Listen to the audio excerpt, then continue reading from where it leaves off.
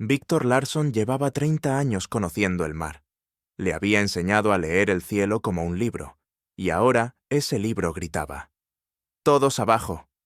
Su voz apenas se abrió paso entre el aullido del viento.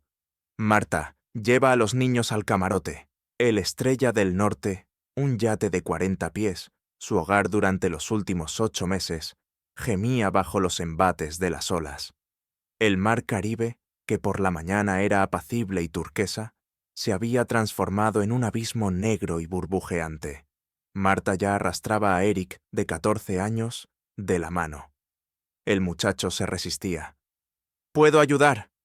«A la cubierta inferior», rugió Víctor. «¿Dónde está Lisa?». «Aquí, papá». La hija de 11 años se aferraba a la barandilla de la entrada del camarote.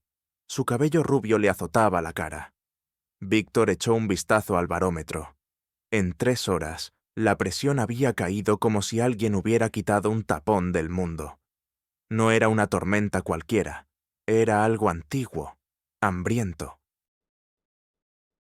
«No llegaremos a Martinica». Marta apareció a su lado, gritando para hacerse oír por encima del estruendo. 30 años juntos, lo entendía todo sin palabras. «Lo sé. Iremos a la deriva con el viento. Esperaremos a que pase». Mentía. Los dos lo sabían. Las siguientes 6 horas se fundieron en una pesadilla continua. Víctor se ató al timón, y eso le salvó la vida cuando una ola de la altura de un edificio de 3 pisos se abatió sobre la cubierta. El mástil se partió con un estruendo de cañón. Las velas, sus velas, las que Marta había reparado en Panamá, salieron volando hacia la oscuridad como alas desgarradas. El motor se ahogó al amanecer. Cuando Víctor finalmente bajó al camarote, vio a su familia. Marta abrazaba a los niños, los 3 sentados en el suelo en medio del caos de libros, ropa y vajilla rota. Eric estaba pálido, pero apretaba la mandíbula, sin mostrar miedo. Lisa lloraba en silencio. «Estamos vivos», suspiró Víctor. «Todos estamos vivos». «¿Qué sigue?», preguntó Marta, con la voz serena. Siempre había sabido cómo hacer eso, ser una roca. «Estamos a la deriva. La radio está muerta. El GPS también», no dijo. «Nos ha arrastrado quién sabe dónde». No dijo. «La corriente nos aleja de las rutas marítimas». No dijo. «Tenemos provisiones para una semana». Marta asintió. Ya lo sabía. Durante 3 días estuvieron a la deriva bajo un sol abrasador. Víctor construyó una especie de vela con los restos. Eric ayudaba en silencio, con una concentración obstinada. Lisa llevaba un diario, anotando todo, como si eso pudiera domesticar el caos. En la 4ª mañana, Víctor se despertó con el grito de su hija. «¡Tierra! ¡Papá, tierra!». Salió a la cubierta, entornando los ojos por el sol, y lo vio. Una isla, una colina verde, una franja de playa blanca, rocas oscuras en los bordes. Pequeña, tal vez 3 kilómetros de largo. No había nada parecido en los mapas. Víctor conocía esas aguas, las había estudiado durante meses. «Una isla inexistente», susurró Marta a su lado. «Ahora existente». La corriente los arrastraba directamente hacia los arrecifes. Víctor vio cómo el agua hervía sobre las rocas. El Estrella del Norte no sobreviviría al impacto. «Preparen el bote salvavidas. Lleven todo lo que podamos cargar». Durante la siguiente hora, trabajaron como locos. Agua, conservas, un cuchillo, un botiquín de primeros auxilios, cuerdas, una lona, un hacha, el diario de Lisa. Ella se negó a dejarlo. Víctor rescató la brújula y los viejos mapas de su padre. Marta, el álbum familiar. Eric, la multiherramienta de su padre, y un rollo de sedal. Cuando el yate chocó contra los arrecifes, ya estaban remando hacia la orilla. El Estrella del Norte moría a sus espaldas, lenta y terriblemente, con crujidos y gemidos de madera desmenuzándose. Lisa sollozó. Eric la abrazó con un brazo. «No mires». El bote salvavidas tocó la arena. Víctor fue el primero en saltar al agua tibia. Tiró del bote a la orilla. La arena era blanca, casi brillante. Detrás de la playa comenzaban las palmeras.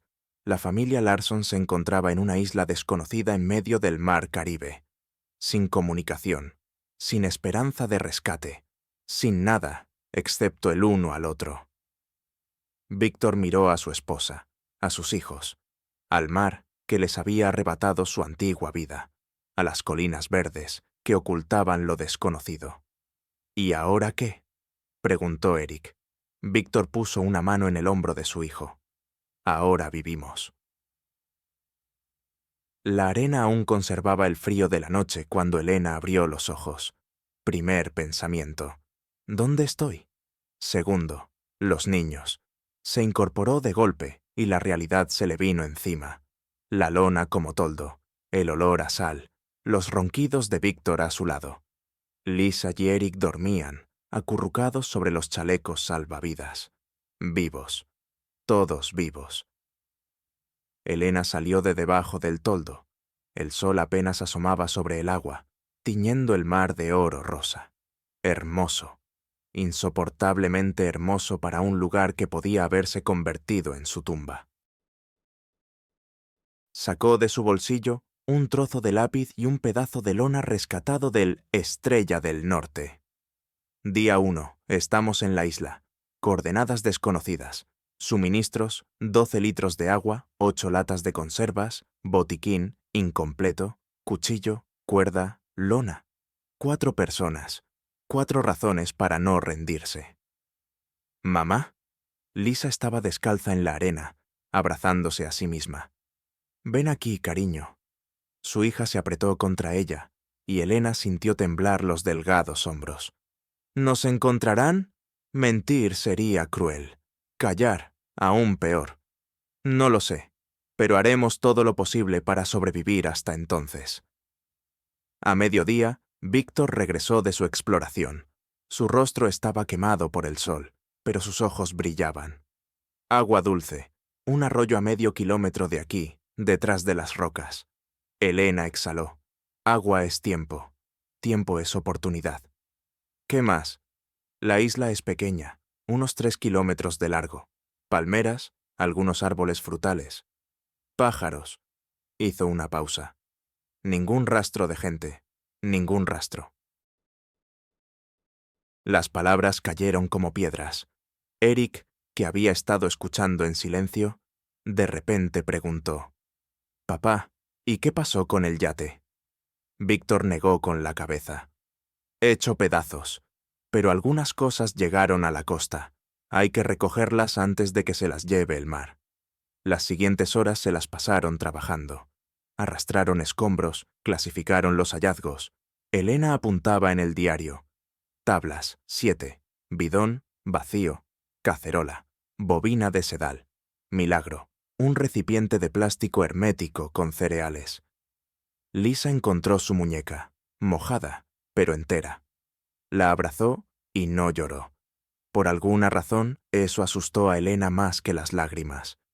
Por la noche, cuando los niños se durmieron junto a la fogata, Víctor se sentó al lado de su esposa. «Estás llevando un diario. Alguien tiene que hacerlo». Elena miró las llamas. «Si nos encuentran, cuando nos encuentren, quiero recordarlo todo. ¿Y si no nos encuentran?» Ella se giró hacia su marido. En los reflejos del fuego, su rostro parecía ajeno, más duro, más viejo. «Entonces con más razón. Entonces será la historia de cómo sobrevivimos. O lo último que quede de nosotros». Víctor le tomó la mano. Callos, rozaduras, unas manos que hasta ayer sujetaban el timón de un yate que valía su piso. «Necesitamos reglas», dijo él. «Un horario. Si no, nos desmoronaremos». Elena asintió. Lo entendía. 20 años de práctica médica le habían enseñado que el pánico mata más rápido que la enfermedad. La estructura salva. «Yo me encargaré del agua y la comida. Vigilaré, distribuiré». Hizo una pausa. «Y de los niños. Necesitan actividades. un objetivo. Eric me ayudará a construir el refugio. Lisa recogerá combustible y aprenderá a hacer fuego. Necesita sentirse útil. Víctor esbozó una leve sonrisa.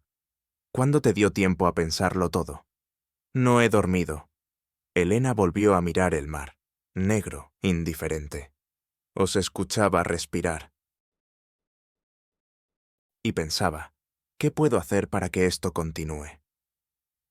Antes de acostarse, hizo la última anotación. Día 1. Noche. Establecimos reglas. Víctor, construcción, defensa. Yo, recursos, salud, espíritu. Eric ayuda a su padre. Lisa, fuego y recolección. Ya no somos víctimas de un naufragio. Somos una familia que eligió vivir. Escondió la lona bajo la camisa, cerca del corazón. En algún lugar de la jungla gritó un ave nocturna. Un sonido extraño, parecido a una risa. La isla los observaba, y Elena se juró a sí misma. Iba a hacer que se convirtiera en su hogar. Marcus se despertó por el silencio, no por el grito de las gaviotas, ni por el ruido de las olas, sino por la ausencia de música. En casa se dormía con los auriculares puestos, se despertaba con el despertador al ritmo de un beat. Aquí solo había silencio, espeso y húmedo como el aire tropical. 17 años. En 3 meses iba a ser el concierto. Su grupo por fin había conseguido un hueco en un club. Ahora la guitarra yacía en el fondo del océano junto con el amplificador, los pedales y todos sus planes. Músico, la voz de su padre. Deja de vaguear, a trabajar. Marcus se sentó, sintiendo cómo la arena se le metía en el pelo, debajo de las uñas por todas partes. 5.º día en la isla. O 6.º. Ya se estaba liando. Ya voy. Su padre quería construir. Siempre construir. Un refugio, una valla, algo más. Marcus arrastraba troncos hasta que se le entumecían las manos. Antes se cuidaba los dedos para las cuerdas. Ahora tenía las palmas cubiertas de ampollas que reventaban y volvían a salir. «Sujeta recto». Víctor dirigía otra vara. «Lo estoy sujetando. Está torcido». Marcus apretó los dientes. Antes le habría respondido mal. Habría dado un portazo y se habría ido con sus amigos. Aquí no había dónde ir. ¿Descansamos un poco? Era Lisa, arrastrando un haz de ramas. Marcus está muy pálido. Descansaremos cuando terminemos el techo. Su padre ni siquiera se giró. Marcus miró a su hermana. 11 años y ya intentando reconciliar a todo el mundo. Le dedicó una sonrisa forzada, como diciendo que no pasaba nada. Sí pasaba. Nada estaba bien. Por la noche, su madre los llamó a todos junto a la fogata. «Tenemos que ponerle un nombre a la isla», dijo ella. «Estamos viviendo aquí. Tiene que ser nuestro hogar, no solo la isla». «¿Qué más da?», murmuró Marcus. «Importa mucho». Elena lo miró con esa mirada que él odiaba, de comprensión. Cuando le pones nombre a un lugar, se convierte en tuyo. «¿Quizás Esperanza?», sugirió Eric. Demasiado banal. Marcus hizo una mueca. «Pues propón tú algo mejor». Marcus quiso decir prisión o infierno, pero se calló. Lisa lo miraba expectante. «Eco», dijo de repente. «Isla Eco».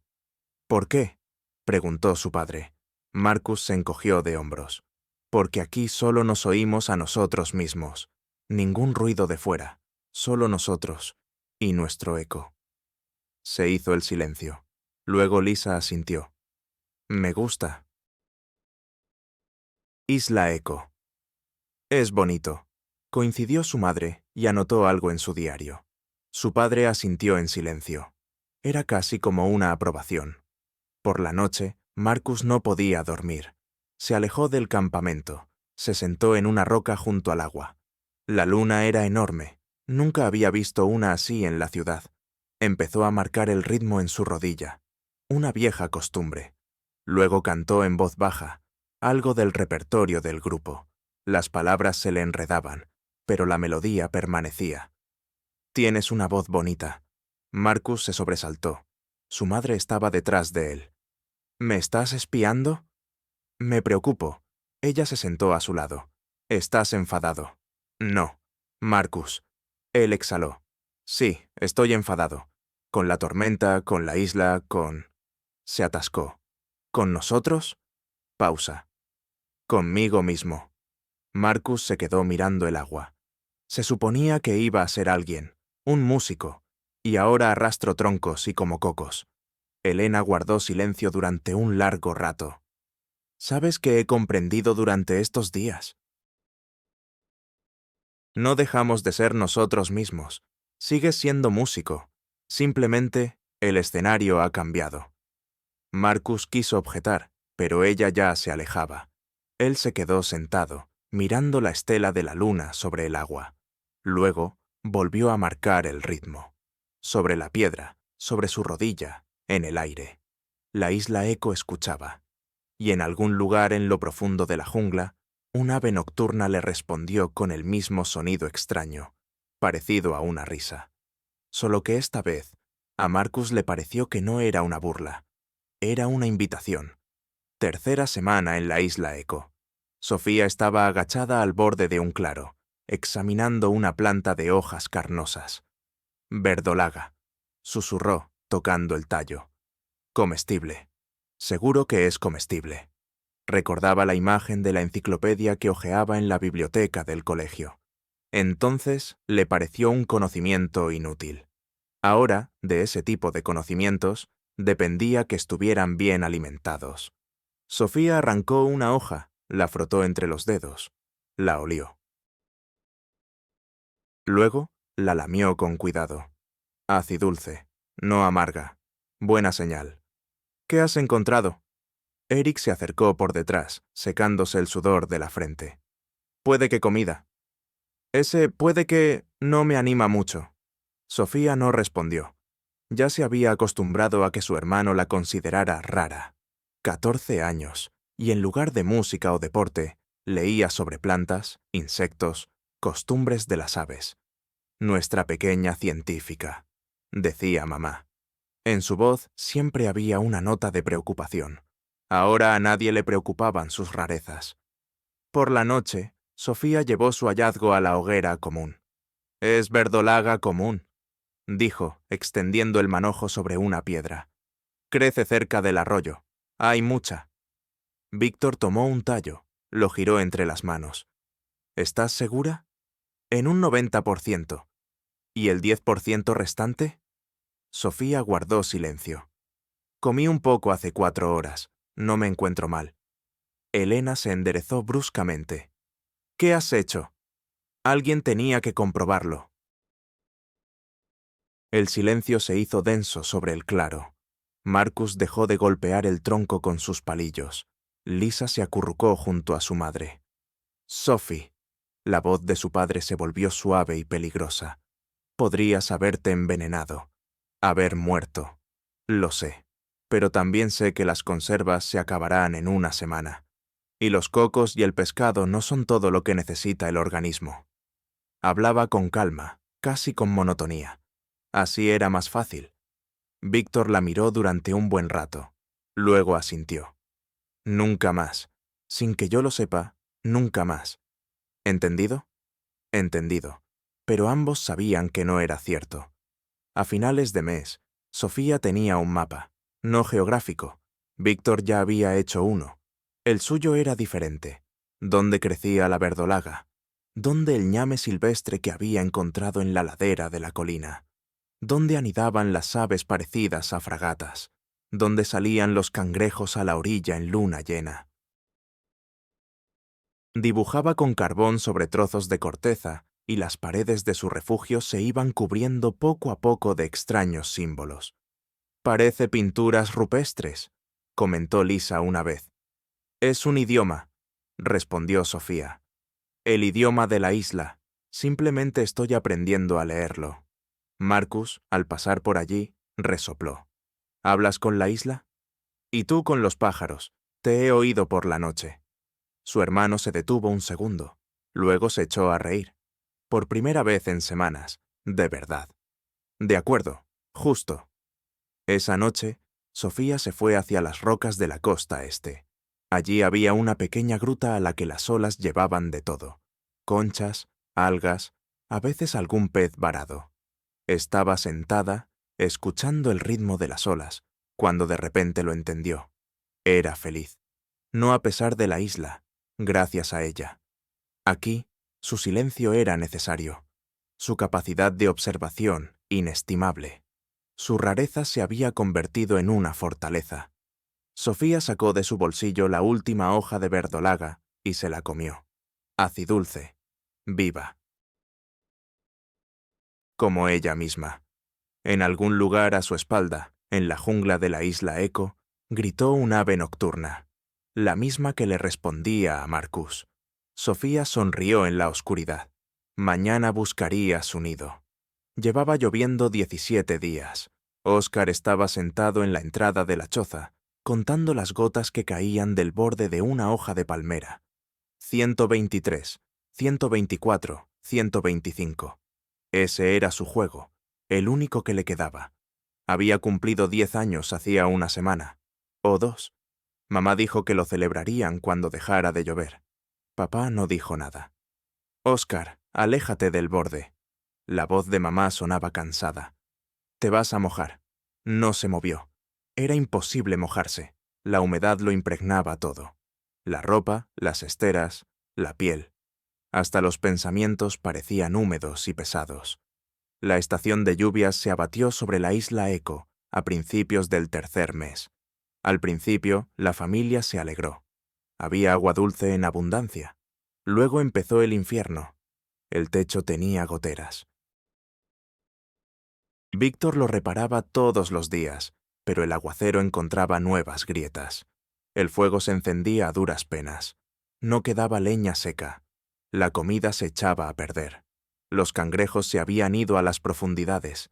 Las aves se habían escondido. La última lata de conservas. Elena le mostró a su marido una lata oxidada. Después de esto, solo lo que encontremos. Víctor asintió. Había perdido 10 kilos y la barba le llegaba hasta el pecho. Óscar recordaba a su padre de otra manera. Grande, ruidoso, seguro de sí mismo. Ahora, su padre se quedaba sentado inmóvil, mirando a la pared, durante horas. «Papá». Óscar se acercó a él una tarde. «¿Nos vamos a morir?» Víctor se estremeció, como si despertara. «No», dijo. «No, hijo». Pero su voz era vacía. Marcus dejó de cantar. Eso fue lo que más asustó a Óscar. El hermano mayor siempre estaba tarareando algo, mientras trabajaba, junto a la fogata, al despertarse por la mañana. Ahora estaba callado, cumpliendo mecánicamente con su parte de las obligaciones. «Marcus, canta la del pirata», le pidió Óscar. «Ahora no. Prometiste enseñarme a tocar la batería en un caparazón de tortuga. Después». El después nunca llegaba. Sofía también había cambiado.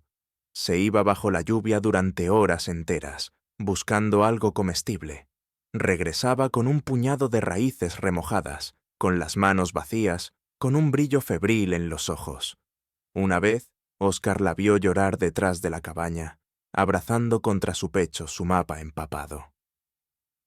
Al 23º día de lluvia, mamá enfermó. La fiebre comenzó por la noche. Óscar se despertó por unos ruidos extraños. Mamá gemía en sueños, se revolvía sobre la esterilla. Papá estaba sentado a su lado, presionando un trapo mojado contra su frente. «¿Qué le pasa?», susurró Óscar. Un resfriado común y corriente. Pero las manos de papá temblaban. Durante 3 días, Elena no se levantó. Durante 3 días, la familia existió en un extraño sopor. Víctor no se apartaba de su esposa. Marcus y Sofía hacían todo en silencio, como autómatas. Óscar se sentía invisible. Salía bajo la lluvia, vagaba por los senderos desdibujados, hablaba solo. Inventaba historias sobre un niño que vivía en una isla mágica, donde nunca pasaba nada malo. donde los padres no enfermaban, los hermanos cantaban y las hermanas no lloraban a escondidas. Al cuarto día, mamá abrió los ojos y pidió agua. La fiebre había bajado. «Oscar», lo llamó con voz débil, «ven aquí». Él se acercó gateando y mamá lo abrazó, por primera vez en muchos días. «Mi valiente muchacho», susurró ella, «perdónanos por olvidarnos de tu cumpleaños». Oscar quería decir que no importaba, que ya era grande, que lo entendía. En lugar de eso, se echó a llorar. La lluvia cesó al 30º día. Oscar fue el primero en salir corriendo. El sol, un sol de verdad, brillante, le daba en los ojos. La arena humeaba al secarse. La jungla estalló en un coro de pájaros. «¡Miren!», gritó Sofía. «¡Un arco iris!». Estaban los 4 de pie. Mamá aún estaba acostada, mirando el doble arco iris sobre el océano. «Lo hemos superado», dijo Víctor. Por primera vez en un mes, su voz sonó firme. «Lo hemos superado». Marcus puso una mano sobre el hombro de Oscar. Luego, en voz baja, casi inaudible, comenzó a tararear. Una vieja canción sobre marineros que siempre regresan a casa. Oscar cerró los ojos. Ya no recordaba su habitación en Estocolmo. No recordaba la escuela, a sus amigos, el sabor del helado de la tienda de la esquina. Pero estaba bien. La isla Eco se había convertido en su hogar, y su familia en su mundo entero. Víctor cayó de una palmera de coco al 4.º año, 3er mes, 18º día. Elena escuchó el grito y el crujido de ramas al mismo tiempo. Cuando llegó corriendo, su marido estaba tendido de espaldas, la pierna derecha torcida en un ángulo imposible, el rostro blanco como la arena de coral. «No mires», jadeó él. «Solo no mires». Ella miraba. Fractura abierta de tibia, el hueso visible a través de la piel desgarrada. 18 años de formación médica, y ni una sola radiografía, ni un quirófano estéril. Marcus sujetó a su padre mientras Elena le colocaba el hueso en su sitio. Sofía hirvió agua. Oscar estaba sentado en la cabaña, tapándose los oídos, pero aún así oía los gritos de su padre. El hueso se soldó. Mal. Víctor ya no podía correr. No podía trepar a los árboles. No podía bucear en busca de peces a profundidad. Cojeaba con un bastón que había tallado Marcus, y cada paso le recordaba la caída. El huracán llegó 2 meses después de que Víctor comenzara a caminar. Sabían que venía. El cielo llevaba 3 días tiñéndose de amarillo. Los pájaros habían desaparecido. El mar se había retirado. Pero saberlo y vivirlo son cosas diferentes. El viento arrancó el techo de la cabaña en 20 minutos.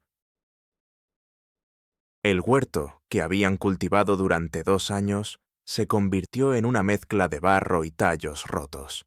La cabra fue arrastrada. Encontraron su cadáver al día siguiente, a 1 kilómetro del campamento. La familia capeó la tormenta en una cueva en la costa este, la misma donde Sofía había encontrado su felicidad. Ahora allí solo había 4 cuerpos mojados y temblorosos, y el sonido del viento, parecido al aullido de una bestia herida. «Voy a ir de caza». Marcus dijo esto una semana después del huracán. Tenía 20 años, alto, fibroso, con las manos cubiertas de cicatrices de anzuelos y corales afilados.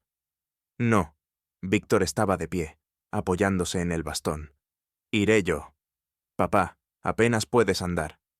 «He dicho que iré yo». Elena vio cómo su hijo apretaba los puños.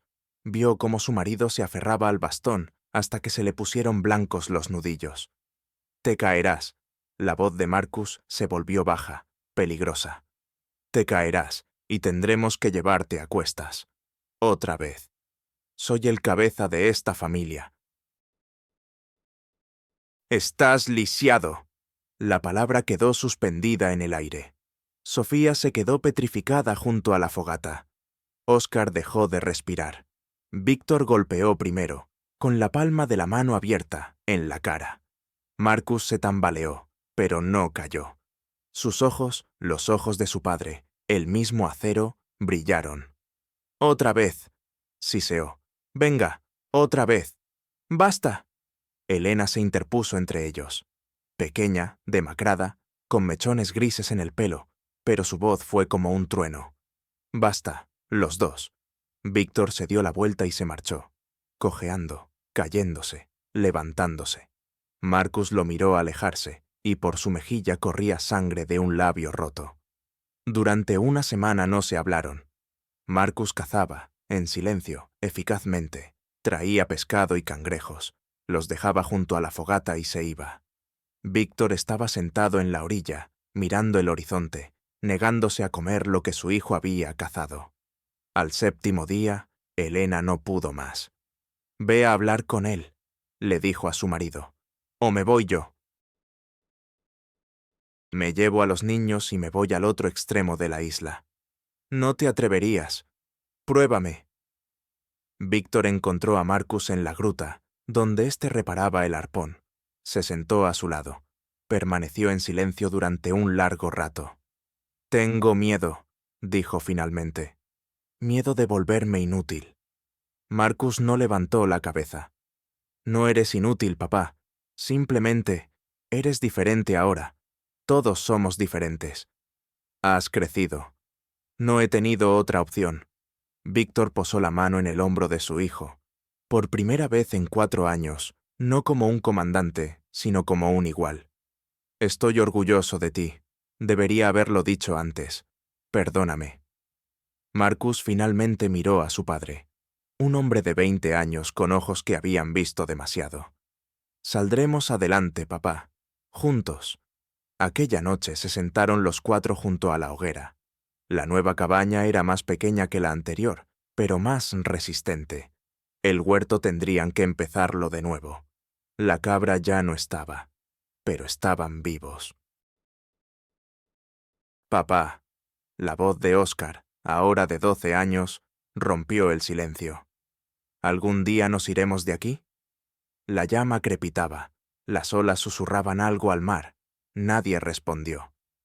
Elena dejó de contar los días en algún momento del 5.º año. Sucedió sin que se diera cuenta. Simplemente, una mañana abrió el diario y se percató de que no recordaba qué día era. ¿Marzo? ¿Abril? Los palitos en la portada hacía tiempo que se habían fundido en una red incomprensible. Miró el sol naciente, a Sofía, que se dirigía a sus hierbas, a Óscar, que revisaba las trampas, y cerró el diario. Aquí el tiempo se medía de otra manera. Por las temporadas de mango, por las migraciones de los cangrejos, por los ciclos de la luna sobre la laguna. Víctor terminó el bote en la estación seca. Estaba en la orilla, 4 metros de madera embreada, con un mástil de bambú y una vela hecha con trozos de lona cosidos. 2 años de trabajo, miles de horas, infinitos fracasos y arreglos. «Está listo», dijo por la noche junto a la hoguera. La familia guardó silencio. Marcus dejó de tallar su lanza. Sofía levantó la cabeza de las hojas en las que dibujaba algo. Óscar, de 15 años, moreno, con el pelo hasta los hombros, miró a su padre sin entender. «¿Y ahora qué?», preguntó. Víctor no respondió. El bote permaneció en la orilla durante 3 meses. Víctor iba a verlo todos los días, comprobaba las juntas, tocaba los costados, pero ni una sola vez lo echó al agua. «¿Tienes miedo?», dijo Elena una noche. «Sí», admitió él. «Miedo de descubrir que allí no hay nadie, que estamos solos en este mar, o...». Se calló. «O que allí sí hay alguien». Víctor miró a los niños dormidos. 6 años, Lena. Han crecido aquí. Marcus tiene 22. Es un hombre al que apenas conozco. Sofía. Habla con las plantas más a menudo que con la gente. ¿Y Óscar? Óscar no recuerda otra vida. Exacto. Sofía estaba escribiendo un libro. No uno de verdad. Hacía tiempo que no quedaba papel. Utilizaba anchas hojas de plátano, zumo de bayas en lugar de tinta, un palito afilado en lugar de pluma. Cada hoja era una página, cada página una parte de la isla. ¿Para qué haces eso?, preguntó Marcus. Para que la isla no desaparezca, respondió ella con seriedad. Algún día, si nos vamos, quiero que permanezca. En algún lugar, al menos. Marcus miró su libro, una pila de hojas atadas con una liana, y pensó en la chica que nunca conocería, en la música que nadie tocaría, en la vida que había pasado de largo. Tiene 22 años. En el continente podría enamorarse, casarse, ser padre. Aquí, solo el mar, la familia y canciones que solo oyen los pájaros. Oscar buceaba en busca de perlas, no por las joyas, sino por el proceso en sí.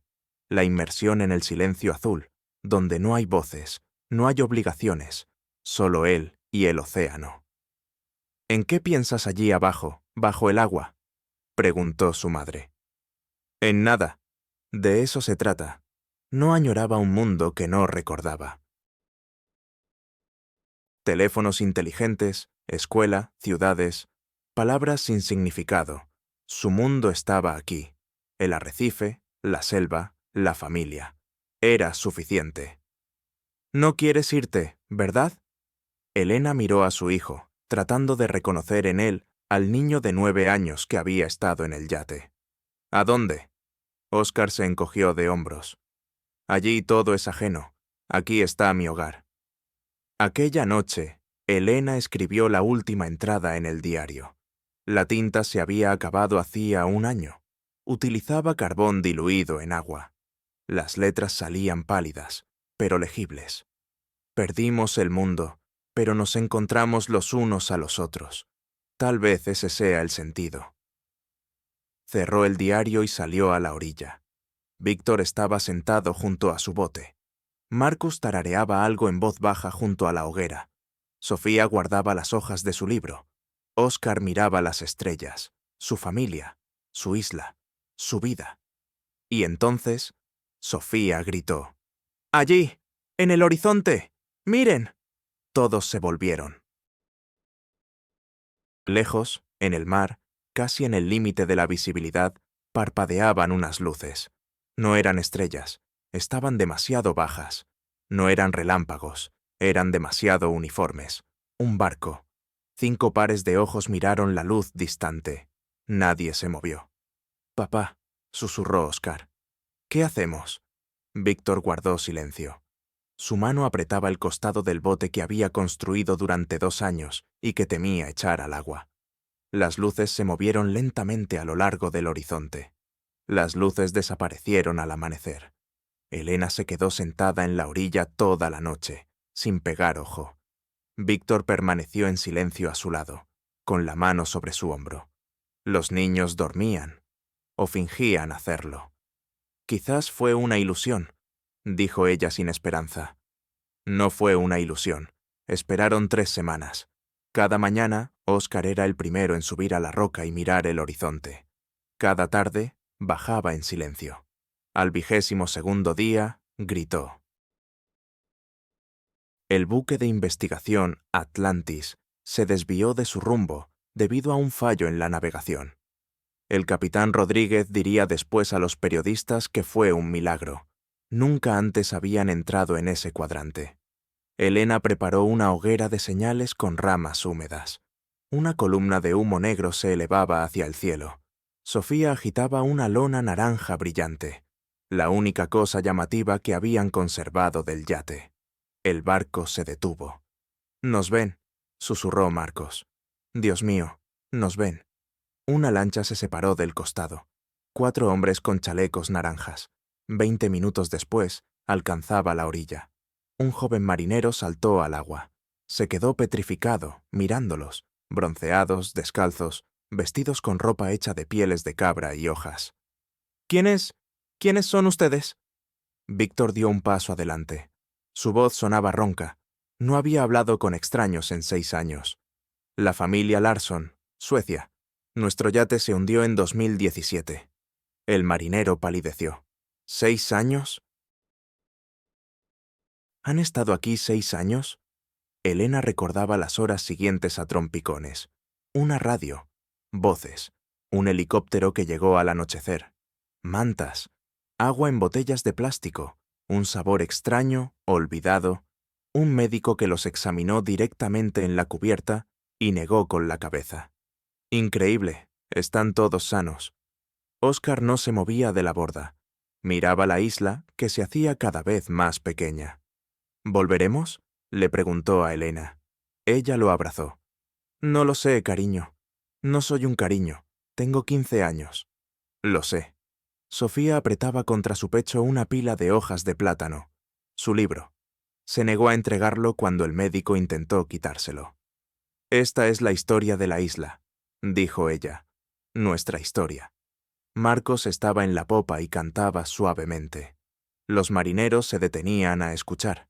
Nadie entendía las palabras, pero la melodía era tal que al capitán Rodríguez le picaban los ojos. Estocolmo los recibió en marzo. Periodistas, cámaras, micrófonos. Preguntas, preguntas, preguntas. ¿Cómo sobrevivieron? ¿Qué fue lo más difícil? ¿Comieron carne humana? Elena estuvo a punto de golpear al reportero que preguntó eso. Durante la primera semana vivieron en un hotel. Oscar no podía dormir.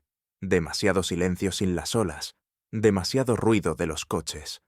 Sofía se sobresaltaba con cada llamada telefónica. Marcos se encerraba en el baño durante horas, el único lugar donde podía estar solo. Víctor se sentaba junto a la ventana y miraba la ciudad, que ya no reconocía. Todo ha cambiado, le dijo a Elena por la noche. ¿O somos nosotros los que hemos cambiado? Nosotros. A la tercera semana les dieron un apartamento, ayuda del gobierno, un fondo para los damnificados, 4 habitaciones, agua caliente, electricidad. Oscar encendió la luz del baño y miró la bombilla durante 5 minutos. Lo había olvidado, dijo. Olvidé cómo funciona esto. Pasó un año. Marcos grabó un álbum, canciones que había compuesto en la isla. Los críticos lo llamaron la voz de la generación perdida. Odiaba esa definición, pero enviaba el dinero a su familia. Sofía ingresó en biología. Su libro, en hojas de plátano, se guardaba en el Museo de Historia Natural, un catálogo oficial de la flora y fauna de una isla desconocida. Oscar nunca se adaptó. Iba a la escuela, pero no hizo amigos. Los profesores se quejaban de que estaba ausente. Miraba por la ventana como si buscara algo en el horizonte. Víctor y Elena compraron una pequeña casa junto al mar. No un yate, nunca más un yate. Solo una casa, desde donde se viera el agua. Cada noche se sentaban en el porche y escuchaban las olas. ¿Lo echas de menos?, preguntó Elena un día. Víctor guardó silencio durante un largo rato. La isla, no. A nosotros en la isla, sí. Ella le tomó la mano, la misma mano que construyó cabañas, pescó peces, la sostuvo en las noches más oscuras. Todavía somos nosotros. Lo sé. El sol se ponía en el horizonte. En algún lugar allí, a miles de kilómetros de distancia, la isla Eco esperaba. Esperará siempre. Del diario de Elena Larson, última entrada. Nos preguntaron, ¿qué se llevaron de la isla? No supe qué responder. Nos llevamos a nosotros mismos, otros nosotros, a los que saben guardar silencio juntos, a los que conocen el valor del agua y del pan, a los que nunca más dirán, no tengo tiempo, porque 6 años nos enseñaron, el tiempo es todo lo que tenemos. Perdimos el mundo y nos encontramos el uno al otro. Luego el mundo nos encontró de nuevo, pero no nos perderemos el uno al otro. Nunca. Fin. El libro se cerró. Afuera, el mar rugía. Otro mar, pacífico, hogareño. Pero a veces, en las noches de tormenta, ambos tenían el mismo sueño. Arena blanca, el sonido de las palmeras y el silencio en el que finalmente se escucharon el uno al otro.